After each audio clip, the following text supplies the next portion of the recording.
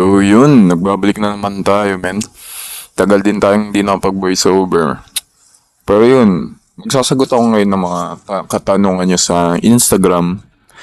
So yeah, simulan na natin. Isa-isay natin, madami. So pagkakasya na lang natin ha. Paano mag-lose ng belly fat? Mabilis. So, paano nga ba? First of all, hindi mo siya mata-target. Mga, ano ba tawag dito? Fat target. Hindi mo mata-target yung taba dun sa mismong tiyan. Kung sa mawawala yan, depende yan sa genetics mo. Kung anong maano sa'yo, mawawalang taba sa'yo. Sa akin, ang una, leg eh. Nung nag-i-start ako. And then yung sa paa. Yung kaliwang paa ko ngayon, mataba pa kaysa sa kanan kong paa. So, pangalawa naman is, pwede ba mag-build ng muscle kahit bahay lang? Walang gym? Actually, pwede. Mga calisthenic athlete natin dyan. Diba? Nakikita niyo yung katawan nila, ang ganda. Pero ang kadalasan naman doon, mahirap mag-progressive overload. Kumbaga, ang exercise nila, imbis na push-up lang, ginagawa nilang planche push-up, ganun o kaya decline push-up. Yun yung paraan nila para mag-progressive overload. So, pangatlo naman is, gaano katagal bago lumabas abs? Depende yan sa diet mo. Pero sa akin, wag mong bibilisan kasi kapag nasasabi ka sa definition, mga ganyan abs, magkakaroon ka ng loose skin, which is ako. Hindi ko naman siya minadali, pero yun, masyado lang siguro mabilis yung pagbaba ng ano ko. And pang-apat, magbo-bulky ba ako or magkakat? Muna. Actually, depende yun sa body type mo. Pag skinny ka, syempre, magli-lean bulk ka, huwag kang magbabulk. Para sa akin kasi, baka hindi mo gustuhin yung weight na makikita mo kasi magigain ka both muscle and fat. So, dito naman sa cutting, mas maganda pag galing ka mataba, recomb ka talaga muna bago ka mag-cut all the way. Kumbaga, i-peel up mo muna yung muscle dyan sa mga balat mo bago ka mag-cut. Kasi mahirap mag-experiment ng cut agad eh. Pero wala ka pang muscle, mahirap yun. Kasi ito, payat ako paano mag-gain ng weight. Yun nga, magka-calorie surplus ka, which is yun nga bulk. Kakain ka, ang pa-prioritize mo protein, tsaka carbs. So yun. And next naman is, mataba ako, saan ako magsisimula? Ang goal natin kasi kapag mataba, mag-lose ng fat instead ng weight. Kasi kapag weight, both muscle and fat nawawala sa'yo. Pero kapag mataba ka, ang magandang magiging advice ko talaga, mag-recomposition ka. Matagal siya, oo. Pero, grabe yung ganda ng katawan mo niyan. Kasi daan-daan kang nababawasan ng fat eh. So yun, yun nga lang, napakatagal talaga niya. Ano yun, intayin, no? Tapos, next natin is, ilang days dapat mag-workout per week. Depende yan. Meron akong kaibigan na 5 araw bumubuhat sa isang linggo. And ako naman, 3 beses lang bumubuhat sa isang linggo. Pero yun, pumili kayo ng workout session nyo na kaya nyo mag-commit.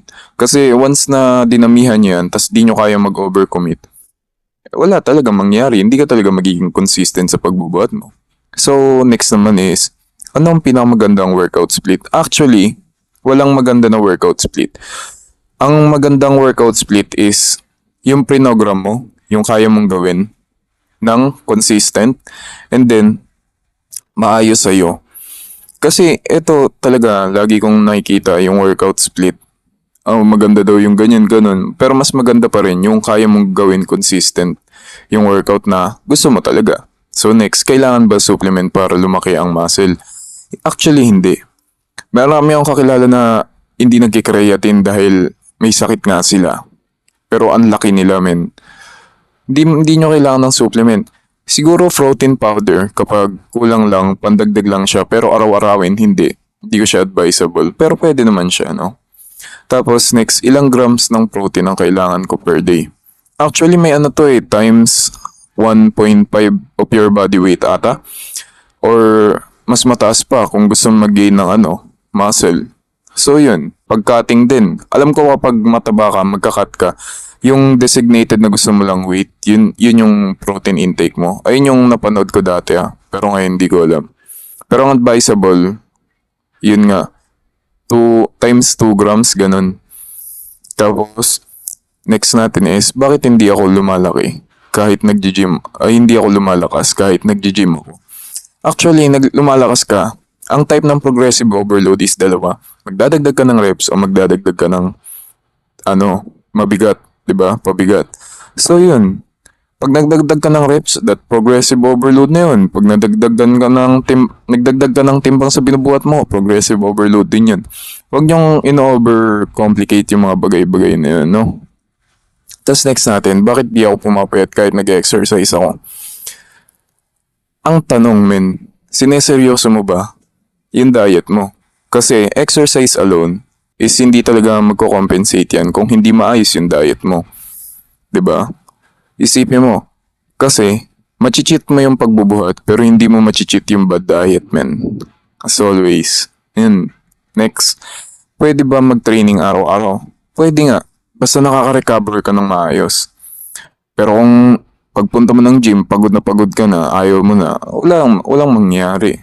Tapos next, dapat ba laging to failure ang set? Hindi ko siya advisable kapag hindi kayo nakaka-recover ng maayos.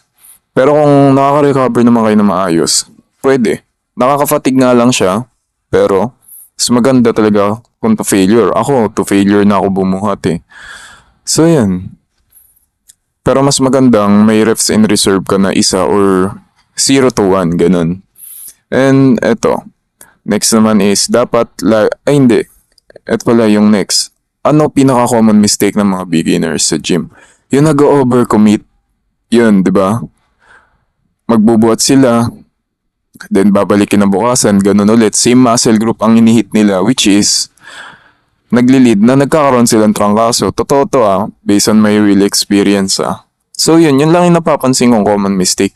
Nag-overcommit sila sa bagay na ini-start pa lang nila, and ang ending, hindi nila kayang gawin consistently kasi nagiging sagabal na sa kanila. So, next natin is, ano dapat kainin para mag-build ng muscle? Prioritize mo yung protein tsaka yung carbs. Kapag kakain ka ng carbs, kailangan matalino ka gumamit ng carbs bago bumuhat dapat. Kasi limitado lang ang energy mo pag naka-calorie deficit ka or surplus. Tapos next, kailangan ba cardio para pumayat? Kailangan yung cardio solely for exercise, pero yung pumayat, mayroon siyang aspect na pwede din. Pero kapag magka-cardio kayo, tinitrain natin yung puso natin eh. So, ang puso natin, muscle din yan. So, kailangan mo talaga i-train, no? Depende na lang kung anong cardio ang tinutukoy nyo. Pero, kailangan talaga yung cardio, men.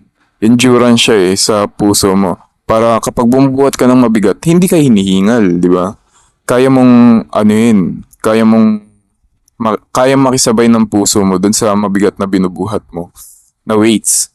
So, yung next naman is, pag nagbubuhat ba, lalaki agad katawan ko? Si Ronnie Coleman man. Grabe yung genetics mo kapag ganyan ka. Pero actually hindi, no? Yung akin kasi, 3 months na nag-start ako. Actually, mga 4 to 5 months ako nakakita ng gains. Ang actually unang pumutok nun yung tricep ko. Kung may picture ako dito, papakita ko yun. Pero yun, at grabe, yung gym bro, tuwan-tuwa din nun, no? Pero yun, kapag di ka naman lalaki agad, men. Depende yan. Kung maganda yung diet mo, oo. Pero kung hindi, hindi. Parang in-erase mo lang yung progress mo, di ba? Naghahangad ka para sa wala. Tas next naman, anong oras best mag-workout? Actually, depende sa yan. Kaya nga kailangan mo ng structured na plano bago ka maging consistent. Ang akin kasi, ang prepare kong buhat is umaga. Kasi nagbe-video ako, unang-una video, and pangalawa, walang tao. And yun, available lahat ng machine. So lahat ng katarantaduhan na kaya kong gawin dati is ginagawa ko kasi umaga ako bumubuhat. Ang perks nun is madami sa yung makakakilala na ang dami ka makikilalang mga mabubuting tao na bumubuhat. Especially yung mga lolo na bumubuhat, men, grabe. Ang sarap makipagkwentuhan sa kanila, men. Sobra. Tas yung last and final question natin, paano ba maging consistent sa gym? So yun, actually, para maging consistent ka, kailangan ka maging structured ka sa gagawin mong mga plano bago ka maging consistent. Kasi yung consistency, magfa-follow up na lang yan kapag maayos na yung pagkaka-structure mo or pagkakaplano mo sa bagay na gusto mong gawin. Katulad sa akin ngayon, 3 times akong bumubuhat, upper, upper, lower, and arms ako. So, tinitrain ko ang muscle group 2 beses sa isang linggo. Pero yung recovery ko, on point. 'Di ba? Ang inuuna ko, legs muna, then upper, and then arms. So, yun. Both muscle group na hit ko in the 1 week. And then, yun, nakaka-recover ako ng maayos. Ayun din yung una, yung recovery nyo. Kapag di kayo nakaka-recover ng maayos, what's the point pa, di ba? Na mag-to-failure kung puyat kayo. Huwag niyong gagawin yun. Ginawa ko yun one time, nagpalpitate ako ng sobra.